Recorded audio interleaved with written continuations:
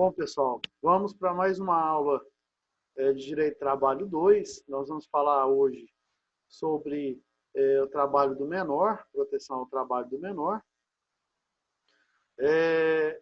Nós temos que levar em consideração que a proteção ao trabalho do menor, ele visa proteger a formação desse menor, ele visa não a exclusão do trabalho do menor do mercado de trabalho, mas ele visa principalmente proteger essa formação física, né, psíquica, moral desse menor. Então tem alguns trabalhos que são proibidos ao menor, visando justamente essa proteção. Bom, ele proíbe, primeiro, a Constituição Federal, no artigo 8, né, de 88, no seu artigo 7, inciso 33, ele proíbe o trabalho noturno, né, que é o trabalho das 5 às 10 horas da noite de um dia até às 5 da manhã do outro, na zona urbana. Proíbe o trabalho perigoso, que é aquele trabalho que a atividade envolve risco com energia elétrica, inflamáveis, explosivos, né? Então, esse tipo de trabalho também é proibido ao menor, e também é proibido ao menor o trabalho insalubre, que é aquele trabalho que atenta contra a saúde humana, né? Trabalho, por exemplo, com excesso de frio, excesso de calor, produtos químicos. Então, tudo isso é proibido ao menor, independente do grau dessa insalubridade. Tá? Bom, e esse trabalho do menor também é proibido para menores de 16 anos. O menor pode trabalhar entre 16 e menos de 18, né? A não ser na condição de aprendiz. O aprendiz ele pode trabalhar de 14 a 24 anos na condição de aprendiz. Então, com menos de 16, né, menor de 16 e maior de 14, pode trabalhar como aprendiz. Maior de 16 já pode ser empregado, né, seletista, cumprindo todas as normas seletistas, desde que respeite as proibições ao trabalho do menor. Bom, então, uma questão importante que o artigo 403 da CLT traz, que é a proibição do menor de trabalhar em locais prejudiciais à sua formação.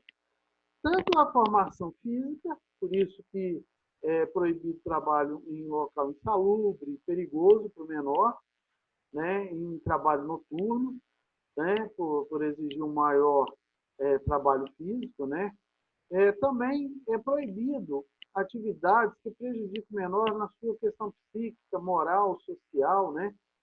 Por exemplo, é menor trabalhar em ambientes que tenham jogos, né, de azar, ambientes que tenham bebida alcoólica, que vendam bebida alcoólica, e assim por diante. Então, tem toda uma proibição de menor trabalhar nesses ambientes, tá? Porque prejudicaria a sua formação psíquica, a sua formação moral, né? E também é proibido o trabalho do menor em locais que não permitam a frequência escolar do menor, em locais que dificultem a formação escolar do menor, por exemplo, local distante, em que ele vai perder aula, em horário da sua escola. Isso aí é proibido também para o menor, esse tipo de trabalho, né? Também fica condicionada a autorização do juiz da infância e da juventude, né, a prescrição contida no artigo 405 da CLT, em que o juiz da infância e da juventude tem que autorizar menor que trabalha na rua, na praça, em logradouros públicos, né? Esse trabalho nesses locais, né, em logradouros públicos, depende da autorização do juiz, que ele tem que verificar se esse trabalho é indispensável ao menor ou à subsistência da sua família, né? E se essa atividade não vai ocasionar prejuízo à formação moral do menor. No entanto, a gente vê muitos menores trabalhando em praças, em sinaleiros, em ruas, sem nenhuma autorização do juiz. Isso não é muito bem fiscalizado, né, na nossa sociedade. Mas o menor nessa situação, né, de trabalho de rua deveria conter ou deveria portar uma autorização do juiz da infância e da juventude, né, e fiscalizaria, que deveria verificar, melhor dizendo, se essa atividade é essencial para a subsistência do menor ou de sua família, né? E se não traria prejuízo à sua formação moral. Bom, então, igual eu já tinha dito antes, né? Que a autoridade, ela não pode permitir a autoridade do trabalho, por exemplo, fiscal do trabalho, né? Juizado da infância e da juventude, né? Autoridades que fiscalizam esse trabalho do menor, né? Não pode permitir trabalho do menor seja prejudicial à saúde, né? Ao desenvolvimento físico, à moralidade, ou que prejudica a sua formação, né, escolar. Nesse caso, ele deve ser obrigado a abandonar o serviço. Se ele trabalhar nessa situação, ele tem que abandonar o serviço, né? Ou exercer outra atividade dentro da empresa, exercer outra função dentro da empresa, que não contenha essas proibições. Nesse caso, a empresa tem que facilitar o remanejamento desse empregado. Caso não faça, é configurada a rescisão indireta. Lembra que nós já falamos sobre rescisão indireta?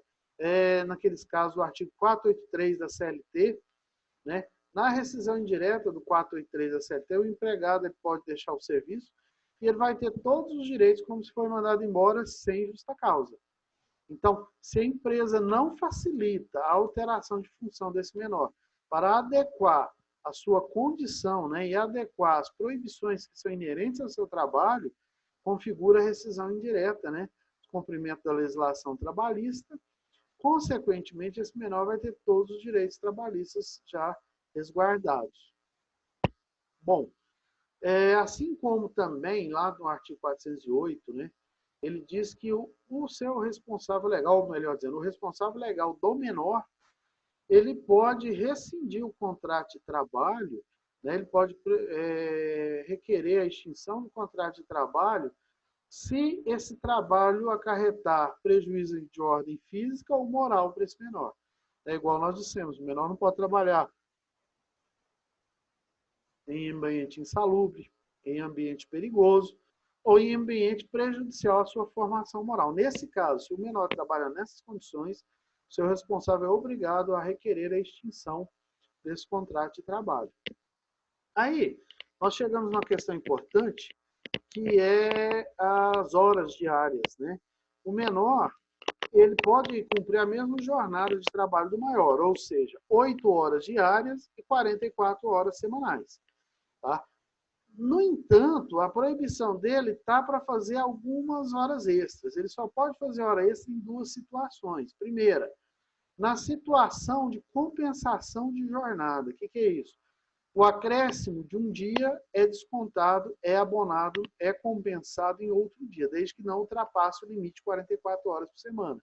Então, ele pode fazer até 2 horas por dia a mais, desde que essas 2 horas seja compensado em outro dia. Então, por exemplo, um dia ele trabalha 10 horas, né, trabalhando 2 a mais, no outro dia ele trabalha 6, para compensar essas 2 que ele trabalhou a mais no dia anterior. Então, nessa situação, ele pode trabalhar fazendo compensação de jornada, até 2 horas. E também, se for por motivo de força maior, né, se a empresa depender demais do trabalho desse menor, se for imprescindível o trabalho do menor para a empresa, ele pode fazer até 12 horas com acréscimo de 50% sobre a hora normal. Então, ele pode trabalhar com no mínimo 50% na jornada normal, até 12 horas, se esse trabalho for imprescindível para a empresa. E se for por motivo de força maior. Ok? Se for por um motivo que não foi causado pelo empregador, que necessitou do serviço desse menor, né? Então, ele poderá fazer até 12 horas por dia.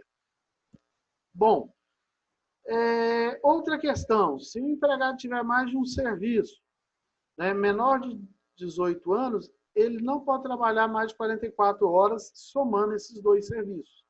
Então, se ele trabalha em 2 empresas, meio período em uma, meio período em outra, tudo bem. Mas se ele já trabalha além disso aí, ele não pode fazer mais de 8 horas por dia e 44 horas semanais, se ele trabalhar em mais de 2 serviços. Bom, aí a gente chega à questão do pagamento de salário. Né? Pode ser feito o pagamento de salário diretamente ao empregado? Pode, sem problema nenhum. o empregado pode receber diretamente esse pagamento de salário, né, mês a mês. O salário dele mensal ele pode receber da Reciba, assinar contra-cheque. É válido esse pagamento feito ao empregado do mês ao mês, mesmo ele sendo menor. No entanto, quando for fazer seu acerto rescisório, ele tem que estar assistido pelos responsáveis legais. Tem que estar assistido pai, mãe, ou Ministério Público. Ele tem que estar assistido por alguém, né, que o represente, para que tenha validade o pagamento da rescisão contratual desse menor. Bom, outra questão importante, não corre prescrição contra menores. Contra o menor, não corre prescrição. A prescrição bienal ou quinquenal que corre na Justiça do Trabalho, no processo de trabalho, só corre quando o maior completa 18 anos. A partir daí começa a correr a prescrição contra esse empregado. Igual nós falamos já anteriormente, né, que no caso do empregado trabalhar em ambiente que tem proibição, né, que atende quanto à saúde desse empregado menor, formação moral, o que acontece? A empresa deve fornecer todas as facilidades para alterar esse menor de atividade, para que ele faça uma atividade que não é proibida. Tá? Caso em que a empresa não promova essa transferência, ocorre a dispensa indireta, que nós já falamos lá anteriormente, que é o motivo do 483 da CLT, que é a rescisão indireta. Bom, o que acontece? A empresa também tem que facilitar o estudo, a formação profissional, o estudo, a formação acadêmica, né, escolar desse menor. E mais, toda empresa que esteja a mais de 2 quilômetros de uma escola de formação primária e essa empresa tenha mais de 30 menores analfabetos, a empresa deve proporcionar a instrução primária desse menor. A própria empresa deve fornecer de forma apropriada, né, um local para que seja ministrada a instrução primária para os menores.